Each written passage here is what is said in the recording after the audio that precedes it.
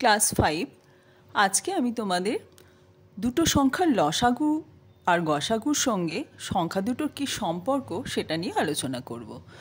আমি এর আগের বেশ কয়েকটি ভিডিওতে তোমাদের লসাগু আর গসাগু শিখিয়েছিলাম। আজকে একটা নতুন জিনিস শিখবে। চলো আমরা অঙ্ক করতে করতেই শিখে নিই। মনে করো দুটো সংখ্যা দেওয়া আছে 35 আর 56। আমরা এই সংখ্যা দুটোর প্রথমে লসাগু বার করব আর গসাগু বার করব, কেমন? তো আমরা উৎপাদকের সাহায্যে করছি, অন্যান্য পদ্ধতিও তোমরা করতে পারো। উৎপাদকের সাহায্যে করে আমি তোমাদের ভালো করে এটা বুঝিয়ে দেব, সেই জন্য উৎপাদকের সাহায্যটা নিলাম। আচ্ছা, 35কে আমরা লিখতে পারি 5 গুণ 7, ঠিক আছে? আর কিছু আমরা এটাকে ভাঙতে পারি না, আর কোনো উৎপাদক নেই। 5ও একটা মৌলিক সংখ্যা, 7ও একটা মৌলিক সংখ্যা। এবার 56কে কীভাবে ভাঙবো? 8 গুণ 7, 7 8 56। 8কে আরও ছোটো ছোটো করে 2 গুণ 2 গুণ 2 এরম 3টে 2 আমি লিখতে পারতাম অবশ্য, তো তাহলেও একই উত্তর হবে। যাই হোক, আমি এভাবে দেখালাম। এবারে দেখো 35 আর 56-র মধ্যে সাধারণ গুণনীয়ক কী আছে? 7 আছে। এবার একটাই সাধারণ গুণনীয়ক এই দুটো সংখ্যার, কাজে এটাকেই গরিষ্ঠ ধরবো, এটাকেই বড় ধরবো সবচাইতে। কাজে এটা হলো গসাগু, গরিষ্ঠ সাধারণ গুণনীয়ক। একটাই সাধারণ গুণনীয়ক আছে, লাল কালি দিয়ে দেখিয়েছি। 5 সাধারণ গুণনীয়ক নয়। কেন নয়? না, 5 হচ্ছে 35-এর উৎপাদক, 5 কিন্তু 56-র উৎপাদক নয়। উৎপাদক বা গুণনীয়ক যা বলো, গুণনীয়ক নয়।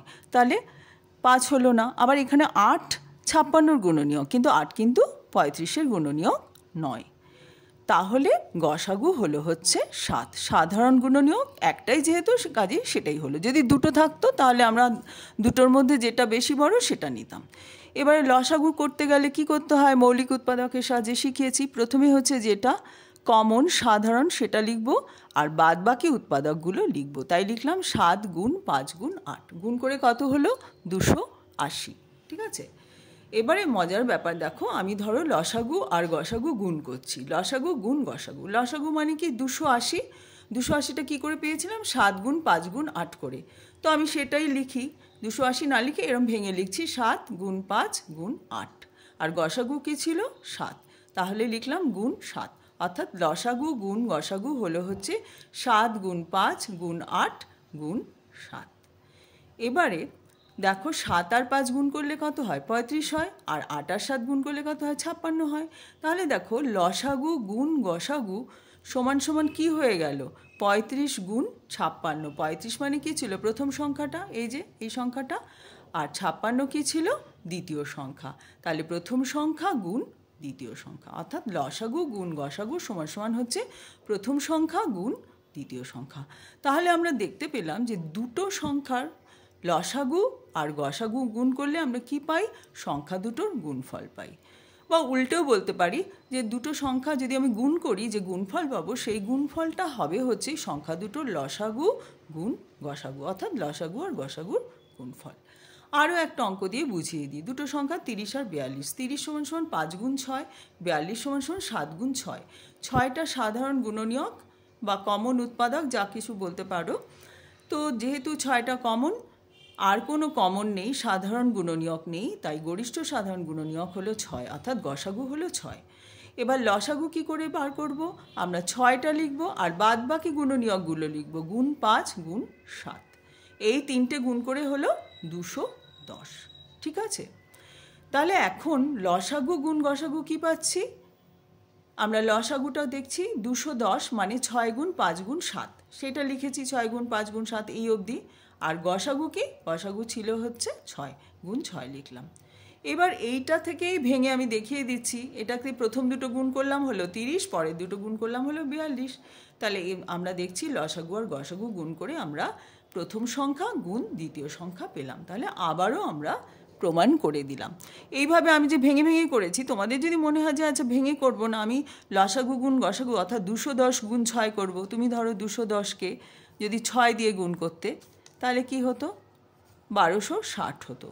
এবার তুমি 42কেও যদি 30 দিয়ে গুণ করো, দেখো দেখে নাও, সেটাও আমি আলাদা করে দেখিয়ে দিচ্ছি। তাহলে দেখো 3 দুগুণে 6, 12 আর এই শূন্যটা, তাহলে দুটোই কিন্তু 1। আমি এখানে কি গুণ করেছিলাম, লসাগু আর গসাগু গুণ করে 1260 পেয়েছিলাম, আর এখানে সংখ্যা দুটো গুণ করেও 1260 পেলাম। তাহলে আমরা শিখলাম যে লসাগু গুণ গসাগু সমান সমান হয় প্রথম সংখ্যা গুণ দ্বিতীয় সংখ্যা, অর্থাৎ দুটি সংখ্যার গুণফল। এই যে এখানে লিখে দিয়েছি, দুটি সংখ্যা লসাগু গুণ গসাগু সমান সমান হচ্ছে সংখ্যা দুটির গুণফল। এই যে ফর্মুলাটা বা সূত্রটা শিখলে এটা কিন্তু আমাদের প্রশ্নের অঙ্কে কাজে লাগবে। চলো আমরা একটা প্রশ্নের অঙ্কও করে নেব। আচ্ছা, তার আগে আমি আরেকটা অঙ্ক এখানে করিয়ে দেখিয়েছি 25 আর 45-এরটা। হ্যাঁ, 25 আর 45 এই দুটো সংখ্যা নিয়ে দেখিয়েছি। দেখো 25 সমান সমান 5 গুণ 5, 45 মানে 5 গুণ 9। 5টা যেহেতু সাধারণ গুণনীয়, 5 হলো গসাগু আর লসাগু হচ্ছে 5 গুণ 5 গুণ 9। অন্য উৎপাদকগুলো নিয়ে হলো 225। এবার সংখ্যা দুটির গুণফল করলে হয় 1125, লসাগু আর গসাগু গুণ করলেও একই হচ্ছে। তাহলে আবারও আমরা সেটা পেয়ে গেলাম। এবার একটা প্রশ্নের অঙ্ক, দুটো সংখ্যার গসাগু দেওয়া আছে 5 আর লসাগু দেওয়া আছে 60। সংখ্যা দুটোর একটা হচ্ছে 20, অপরটা কত? তো আমরা সংখ্যা দুটোর একটা যদি জেনে যাই তাহলে অন্যটা কি করে বার করতে পারি? যদি গুণফল জানতে পারি দুটো সংখ্যার, তাহলে একটা দিয়ে ভাগ করলে অপরটাকে পেয়ে যেতে পারি। যেমন ধরো তোমাকে যদি বলে কেউ যে দুটো সংখ্যার গুণফল হচ্ছে 10, আর আরেকটা সংখ্যা বলে দিল 2, আরেকটা কত? তুমি তখনই ভাগ করে বলে দেবে 5 দুগুণী 10। তো তুমি বলবে যে 10 যদি গুণফল হয়, একটা সংখ্যা যদি 2 হয়, তাহলে আরেকটা সংখ্যা হবে 5।